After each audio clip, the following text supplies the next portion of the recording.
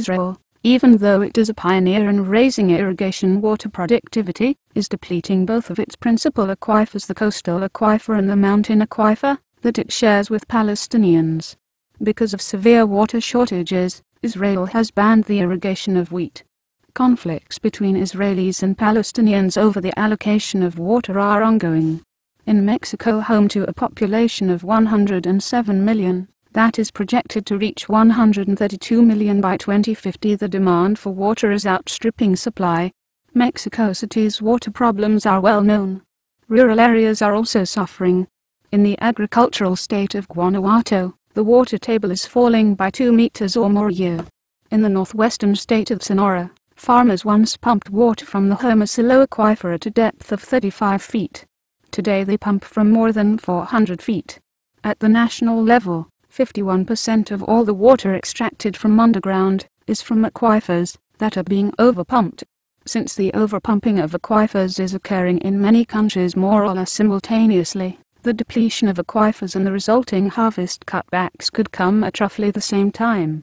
And the accelerating depletion of aquifers means this day may come soon, creating potentially unmanageable food scarcity. Rivers running dry. While falling water tables are largely hidden, rivers that are drained dry or reduced to a trickle before they reach the sea are highly visible.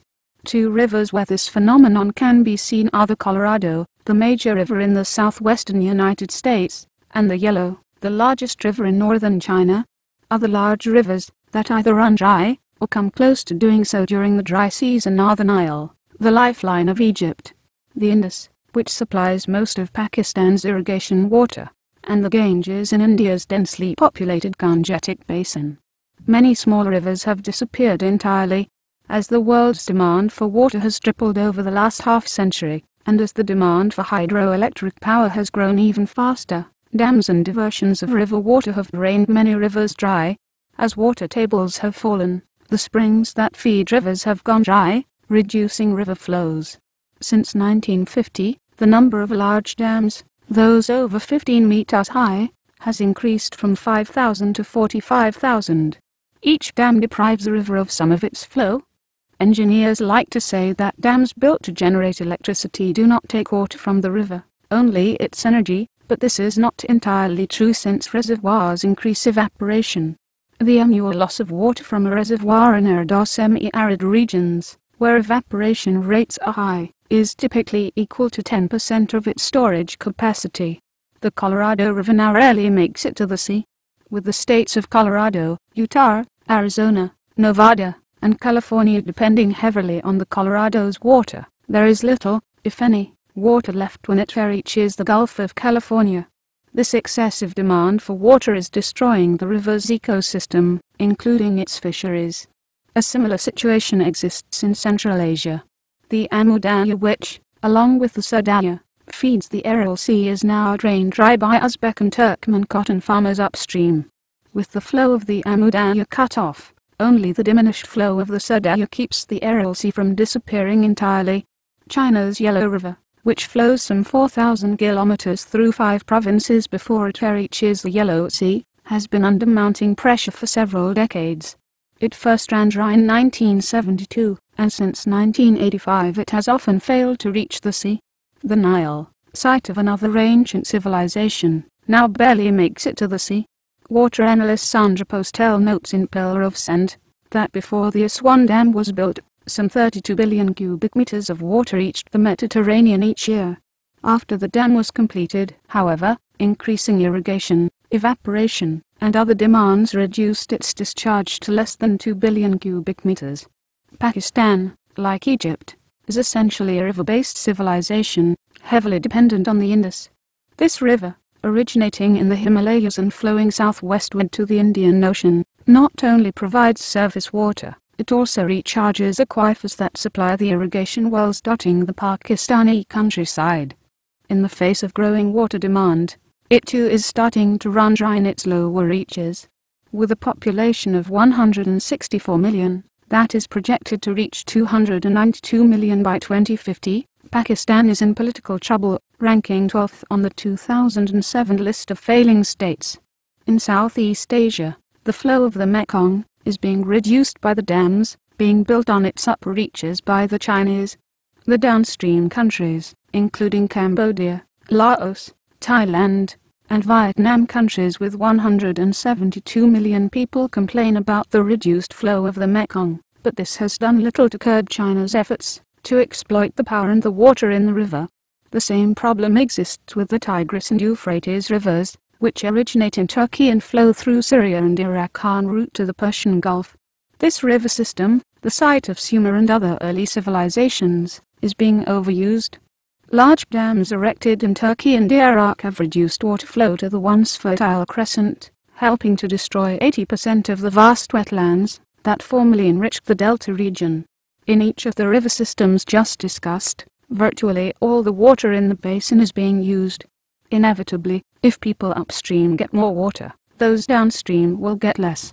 Allocating water among competing interests, within and among societies, is part of an emerging politics of resource scarcity. Lakes disappearing.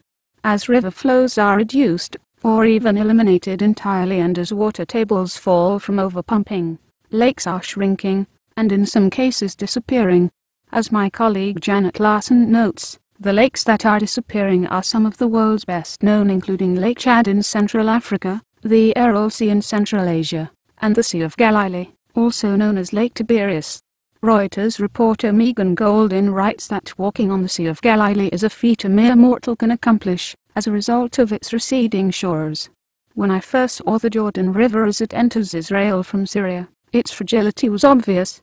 Indeed, in many places it would be called a creek, and yet it has the primary responsibility for supplying water to the Sea of Galilee, which it enters at the north end and exits on the south end. It then continues southward some 105 kilometers, before emptying into the Dead Sea.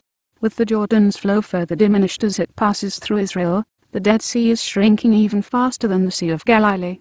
Over the past 40 years, its water level has dropped by some 25 meters, nearly 80 feet. It could disappear entirely by 2050. Of all the shrinking lakes and inland seas, none has got in as much attention as the Aral Sea. Its ports, once centers of commerce, are now abandoned, looking like the ghost mining towns of the American West. Once one of the world's largest freshwater bodies, the Aral has lost 4/5 of its volume since 1960. Ships that once plied its routes are now stranded in the sand of the old seabed with no water in sight. The seeds for the Aral Sea's demise were sown in 1960, when Soviet central planners in Moscow decided the region embracing the Sudaya and Amu Darya basins would become a vast cotton bowl to supply the country's textile industry. As cotton planting expanded, so too did the diversion of water from the two rivers that fed the Aral Sea. And as the sea shrank, the salt concentrations climbed until the fish died. The thriving fishery that once yielded 50,000 tons of seafood per year disappeared, as did the jobs on the fishing boats and in the fish processing factories. With the 65 billion cubic meter annual influx of water from the two rivers now down to 1.5 billion cubic meters a year, the prospect for restoring the sea is not good, though some local successes have been recorded. With the sea's shoreline now up to 250 kilometers, 165 miles, from the original port cities, there is a vast area of exposed seabed. Each day the wind lifts thousands of tons of sand and salt from the dry seabed, distributing the airborne particles on the surrounding grasslands and croplands, reducing their fertility.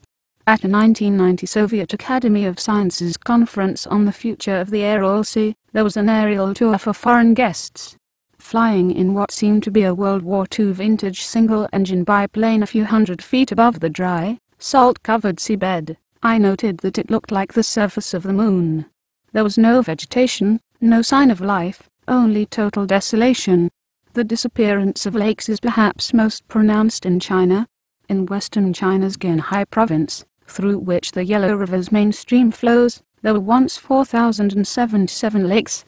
Over the last 20 years, more than 2,000 have disappeared. The situation is far worse in Hebei province, which surrounds Beijing. With water tables falling throughout this region, Hebei has lost 969 of its 1,052 lakes. Population is also outgrowing the water supply in Mexico. Lake Chapala, the country's largest, is the primary source of water for Guadalajara, which is home to 4 million people. Expanding irrigation in the region has reduced water volume in the lake by 80%. Lakes are disappearing on every continent, and for the same reasons. Excessive diversion of water from rivers and overpumping of aquifers. No one knows exactly how many lakes have disappeared over the last half-century, but we do know that thousands of them now exist only on old maps. Farmers losing to cities. Water tensions among countries are more likely to make the headlines, but it is the jousting for water between cities and farms within countries that preoccupies local political leaders. The economics of water use do not favor farmers in this competition, simply because it takes so much water to produce food. For example, while it takes only 14 tons of water to make a ton of steel worth $560, it takes 1,000 tons of water to grow a ton of wheat worth $200. In countries preoccupied with expanding the economy and creating jobs, agriculture becomes the residual claimant. Many of the world's largest cities are located in watersheds, where all available water is being used. Cities in such watersheds, such as Mexico City, Cairo, and Beijing, can increase their water consumption only by importing water from other basins or taking it from agriculture. Increasingly, the world's cities are meeting their growing needs by taking irrigation water from farmers. Among the U.S. cities doing so are San Diego, Los Angeles, Las Vegas, Denver, and El Paso. The competition between farmers and cities for underground water resources is intensifying throughout India. Nowhere is this more evident than in Chennai, formerly Madras, a city of 7 million on the east coast of South India. As a result of the city government's inability to supply water for some of the city's residents, a thriving tank truck industry has emerged that buys water from farmers and hauls it to the city's thirsty residents. For farmers surrounding the city, the price of water far exceeds the value of the crops they can produce with it. Unfortunately, the 13,000 tankers hauling the water to Chennai are mining the underground water resources. Water tables are falling and shallow wells have gone dry. Eventually, even the deeper wells will go dry, depriving these communities of both their food supply and their livelihood. Chinese farmers along the Juma River downstream from Beijing discovered in 2004 that the river had suddenly stopped flowing. A diversion dam had been built near the capital to take river water for Yanshan Petrochemical, a state-owned industry. Although the farmers protested bitterly, it was a losing battle. For the 120,000 villagers downstream from the diversion dam, the loss of water could cripple their ability to make a living from farming. Literally hundreds of cities in other countries are meeting their growing water needs by taking the water that farmers count on. In western Turkey, for example, the historic city of Izmir now relies heavily on well fields, a network of wells connected by pipe from the neighboring agricultural district of Manisa. In the U.S. southern Great Plains and Southwest, where virtually all water is now spoken for, the growing water needs of cities and thousands of small towns can be satisfied only by taking water from agriculture. A monthly publication from California, The Water Strategist, devotes several pages to a listing of water sales that took place in the western United States during the preceding month. Scarcely a working day goes by without another sale. A University of Arizona study of over 2,000 of these water transfers from 1987 to 2005 reported that at least 8 out of 10 were by individual farmers or irrigation districts to cities and municipalities. Colorado has one of the world's most active water markets. Fast-growing cities and towns in a state with high immigration are buying irrigation water rights from farmers and ranchers. In the upper Arkansas River Basin, which occupies the southeastern quarter of the state, Colorado Springs and Aurora, a suburb of Denver, have already bought water rights to 1/3 of the basin's farmland. Aurora has purchased rights to water that was once used to irrigate 9,600 hectares, 23,000 acres, of cropland in the Arkansas Valley. Far larger purchases are being made by cities in California. In 2003, San Diego bought annual rights to 247 million tons, 200,000 acre-feet, of water from farmers in the nearby Imperial Valley, the largest farm-to-city water transfer in U.S. history. This agreement covers the next 75 years. In 2004, The Metropolitan Water District, which supplies water to 18 million Southern Californians in several cities, negotiated the purchase of 137 million tons of water per year from farmers for the next 35 years. Without irrigation water, the highly productive land owned by these farmers is wasteland. The farmers who are selling their water rights would like to continue farming, but city officials are offering far more for the water than the farmers could possibly earn by irrigating crops.